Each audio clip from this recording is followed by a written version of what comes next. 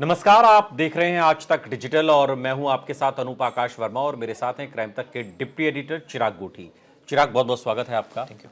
अयोध्या उत्तर प्रदेश से खबर है और खबर से आप सभी वाकिफ हैं, क्योंकि उस खबर को लेकर जितनी राजनीति हो सकती है वो राजनीति भी हो रही है, जो नहीं होनी चाहिए थी। होना ये चाहिए था कि फौरन एक्शन हो और आरोपी जिस तरीके से दबोचे गए वो भी अपने स्तर पर उसकी भी सराहना हो रही है। लेकिन अब राजनीति हो रही है। राजनीति क्यों हो रही है?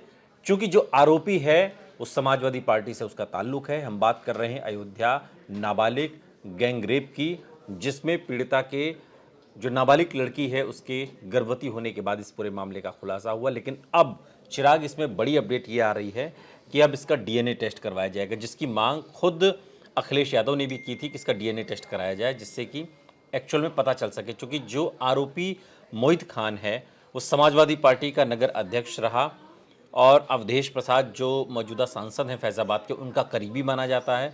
सपा के एक मजबूत नेता के तौर पर उसको उस मंडल में देखा जाता है। अब लेकिन डीएनए टेस्ट से क्या तस्वीर साफ होगी? जो राजनीति हो रही कम से कम उससे चीज़ें क्लियर हो पाएंगी। बिल्कुल, क्यों नहीं हो पाएगी, क्योंकि साइंटिफिक एविडेंस है। उससे ये साफ होगा कि जो अगर वो जैसे कह रहे हैं प्रेग्नेंट है, तो वो जो बच्चा है वो किसका बच्चा है, ये बहुत क्लियर कट हो जाएगा डीएनए से। तो ये एक बहुत ही क्रूशल, बहुत साइंटिफिक एविडेंस होगा जिसमें आगे एक दिशा और दशा मिलेगी केस को। शुरुआत से एलिगेशन है मोहित खान पर, उसके एम्प्लॉय पर, दोनों को अरेस्ट भी किया गया है। इसके बाद डीएनए टेस्ट की मांग हुई थी, तो ये भी आने वाले वक्त में होगा। लड़की इस समय लखनऊ में एडमिट है, मैं आपको बता दूं, वहाँ अंडर उसका ट्रीटमेंट चल रहा है। और इसको लेकर हमने देखा बहुत राजनीति हाँ, भी हुई। राजनीति अपने स्तर पर इधर वाले भी कर रहे हैं, उधर वाले भी कर रहे हैं। और लेकिन अब जब डीएनए टेस्ट की बात आ रही है, चूंकि आरोपी मोहित खान को लेकर समाजवादी पार्टी वाले बहुत मुखर तरीके से नजर आ नहीं रहे। जब सवाल पूछा जाता है तो वो डीएनए टेस्ट की बात कर रहे थे। अब डीएनए टेस्ट जब होने को एक तरीके से क्लियर हो गया है, तो अब दूध का दूध और पानी का पानी हो जाएगा। मतलब जो आरोपी पकड़े गए हैं, डीएनए टेस्ट में अब साफ हो जाएगा कि हाँ चीज़ें यही हैं या फिर इससे अलग है। बिल्कुल, आपने ठीक कहा। एक तो ये स्थिति साफ हो जाएगी। दूसरा, मैं एक जगह ये भी पढ़ रहा था कि जो फैमिली है वो अब एग्री हो गई है एबॉर्शन के लिए। ये बात सामने आ रही है। हालांकि देखिए, ये सब मेडिकली एक तरह से डॉक्टर डिसाइड करता है, क्योंकि कई बार हम ऐसा देखते हैं कि एबॉर्शन के टाइम पर ऐसी स्थिति ना पैदा हो जाए कि महिला को खतरा हो जाए, या क्योंकि ये तो बच्ची है 12 साल की, जान को खतरा ना हो जाए। तो तमाम ऐसे पहलू है जो मेडिकल पॉइंट ऑफ व्यू से वो डॉक्टर्स उसकी कर रहे हैं देख रेख, लेकिन परिवार इसके लिए तैयार है। दूसरी बात, इसमें आरोपी को पकड़ा जा चुका है, जैसे मैंने बताया मोहित और उसके जो बेकरी ऑनर थे, जिनको पकड़ा जा चुका है। शुरुआत से हम देख रहे हैं कि जो एलिगेशन है, योगी सरकार पर समाजवादी पार्टी एलिगेशन लगाती जब भी कोई अपराध होता है इस तरह का। अब एक और वीडियो सामने आया था बुलंदशहर का, जिसमें कुछ पुलिसकर्मी एक तमंचा जो है वो प्लांट कर रहे हैं। ये भी काफी वायरल है बुलंदशहर से वीडियो। उसमें भी समाजवादी पार्टी का ट्वीट आया जिसमें उन्होंने इस बात को मेंशन किया है कि देखिए ये योगी सरकार में किस तरह की पुलिस काम कर रही है। तो वो अपना एक यहाँ तो उन्होंने काउंटर एलिगेशन लगाया यूपी पुलिस पर, लेकिन एक चेहरा उनके एक नेता का भी है जो अभी तक कहा जा रहा है कि समाजवादी पार्टी का नेता है। हालांकि ये भी कहा गया कि दबाव बनाने की पुलिस पर बहुत कोशिश की गई। और अब देखिए, जब ये सारी बातें हो रही हैं, देखिए पहले जो पीड़िता है, जो नाबालिग लड़की है, उसके जो परिजन हैं, उन्होंने कहा कि हम सब जब चौकी गए तो वहाँ पर हम पर समझौते का दबाव बनाया गया। हम नहीं माने तो हमसे कहा गया कि ठीक है, जो आरोपी मोहित खान है इसका नाम आप इसमें से हटा दीजिए, जो दूसरा वाला इसका नाम लिख के अभी मुकदमा दर्ज कर देंगे, सारी चीज़ें हो जाएंगी। मेरा सवाल ये है कि सरकार बीजेपी की है, यूपी में योगी आदित्यनाथ मुख्यमंत्री हैं, और समाजवादी पार्टी का कोई नेता कैसे पुलिस थाने पर अपना दबाव बना ले रहा है कि उसका नाम उसमें नहीं लिखा जाएगा, और ये सब चीज़ें चल कैसे रही, ये चीज़ समझ से परे है। अपोजिशन का आदमी कैसे दबाव बना ले रहा है? देखिए, डिपेंड करता है कि कई बार ऐसा भी होता है अनूप, हमने देखा है अक्सर कि जहां एमएलए एमपी उनके हों दूसरी पार्टी के, तो वहां थोड़ा बहुत पुलिस दबाव में जरूर रहती है, क्योंकि एट द एंड लोकल प्रशासन से उनका ज्यादा मतलब रहता है। लेकिन ये आपकी बहुत सही सवाल है, वैलिड जिम्मेदारी सवाल तो है। सरकार की है ना। जिम्मेदारी सरकार की है, और अगर वहां कोई गड़बड़ होती है तो नेचुरली। और मजेदार बात यह है कि आरोपी मोहित खान के घर में चौकी चल रही थी किराए पे। बाद में जब उसको आनन फानन में उसको कहीं ट्रांसफर किया गया है, वहां से 2-3 किलोमीटर की दूरी पर।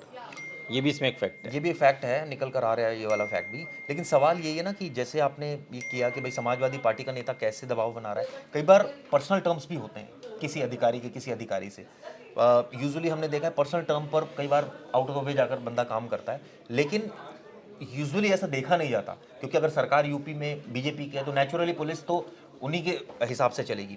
और नहीं तो यहाँ बाद अगर- में उच्च अगर मैं- अधिकारियों के पास गई वो महिला, उसके बाद ही ये फिर सारी चीजें लिखी गई फिर। लेकिन आप एक चीज और भी इसमें फैक्ट देखिए ना कि वहां पर जो मेंबर ऑफ पार्लियामेंट है वो समाजवादी पार्टी का है। तो ये कुछ ऐसी चीजें हैं जो कई बार मतलब हो सकता है दबाव पड़ जाता हो, लेकिन ये तो बड़ा हास्यास्पद है ना कि समाजवादी पार्टी अपोजिशन में रहते हुए सरकार पर दबाव बना ले रहे हैं, पुलिस पर दबाव बना ले रहे हैं, पुलिस उनके दबाव में काम करिए, हास्यास्पद नहीं है? बात सही। लेकिन अब सवाल ये है ना कि इसकी इन्वेस्टिगेशन अब थॉरोली होनी चाहिए।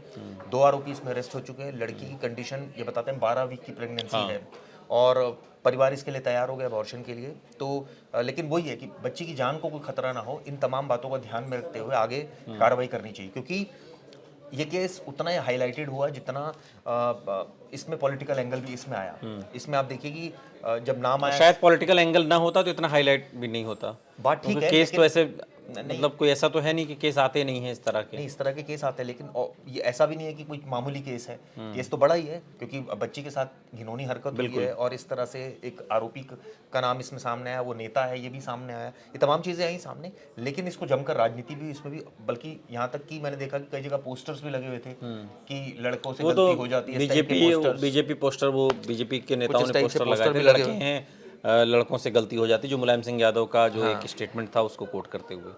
तो तमाम बातें ये बताते हैं बच्ची के फादर नहीं है, 2 साल पहले एक्सपायर हो गए थे, जो अपनी माँ के साथ और भाई के साथ, बहन के साथ ही रहती थी बच्ची। अब ये किन सर्कमस्टांसेस में उसके साथ ये घटना हुई और वो ऑब्वियसली दबाव में रही होगी, बच्ची है बता नहीं पाई। बिल्कुल। तो ये तमाम डीएनए टेस्ट अब जब की रिपोर्ट जब सामने आएगी, उसके बाद तस्वीर कम से कम इतनी तो साफ होगी, ये तो पता चलेगा कि आखिर जो उस नाबालिग बच्ची के साथ जो ये दुष्कर्म हुआ और इस दुष्कर्म की वजह से उसे वो प्रेग्नेंट हुई, तो आखिर उस बच्चे का पिता है कौन, तब जाकर इस मामले में गर्दन उसकी दबोची जाएगी और केस तब जाकर कहीं ज़्यादा, आज से ज़्यादा स्ट्रांग नज़र आएगा। बहुत बहुत शुक्रिया चिराग, इस तमाम जानकारी के लिए आपका। या रुक रहे हैं लेकिन आप कहीं जाइएगा नहीं, बने रहिए हमारे साथ, देखते रहिए आज तक डिजिटल।